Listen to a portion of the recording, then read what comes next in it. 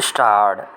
स्वतंत्रता प्राप्ति के बाद प्रथम 3 आम चुनावों तक ऐसा प्रतीत होता था कि भारत ने लोकतांत्रिक पद्धति को हृदयंगम कर लिया है और भारतवासी लोकतंत्र की जीवन पद्धति भी समझने लगे हैं।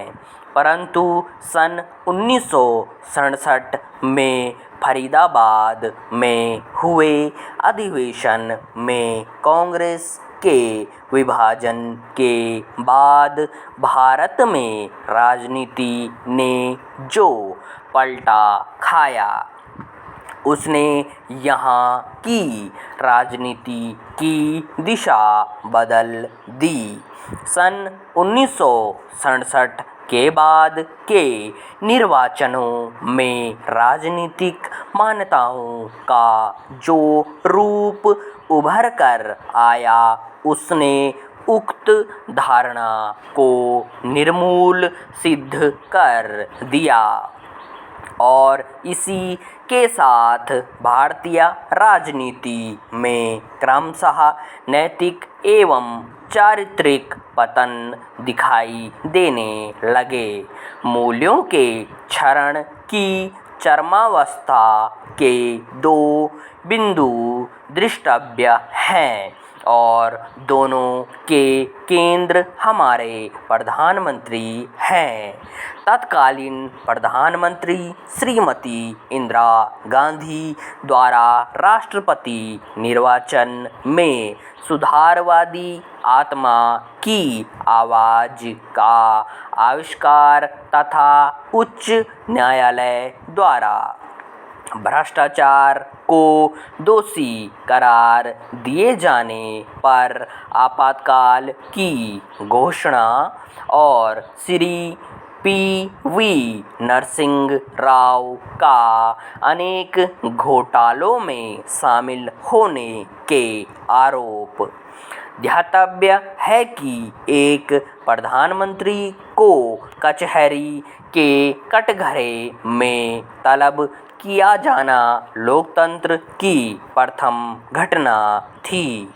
स्वतंत्रता प्राप्ति के बाद भारत की अर्थनीति के बारे में पंडित जवाहरलाल नेहरू का कथन था कि औद्योगिक विकास प्रक्रिया पर निजी उत्पादकों के निहित स्वार्थों का वर्चस्व न हो और यह अर्थनीति पूर्णतया राष्ट्रीय हितों का ख्याल रखते हुए नियंत्रित होती रहे।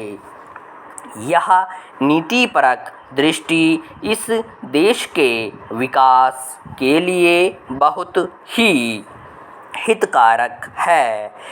पंडित नेहरू द्वारा निर्धारित अर्थनीति मिश्रित अर्थव्यवस्था थी, अर्थात भारी उद्योगों और लघु उद्योगों का साथ साथ समानांतर रूप से विकास होता रहे।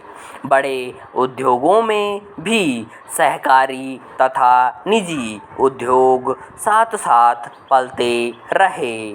तात्पर्य यह है कि नेहरू की आदर्शवादी दृष्टि थी और वे भारतवासियों की ईमानदारी के प्रति पूर्णतः आश्वस्त थे। परंतु परिणाम सर्वथा निराशाजनक है। सरकारी प्रकल्पों में सत्ताधारियों के निहित स्वार्थ तथाकथित पूंजीवादी उद्योगपतियों की अपेक्षा अधिक गहरे बैठ गए हैं। ये उद्योग प्रायः घाटे में चल रहे हैं और जनता महंगाई एवं अभाव के पाटों के बीच पिस रही है। उद्योगों का शहरीकरण भारतवासियों के शोषण एवं उनके जीवन का संकट बन गया है। मूल्यहीन राजनीति की यह सबसे बड़ी विसंगति है।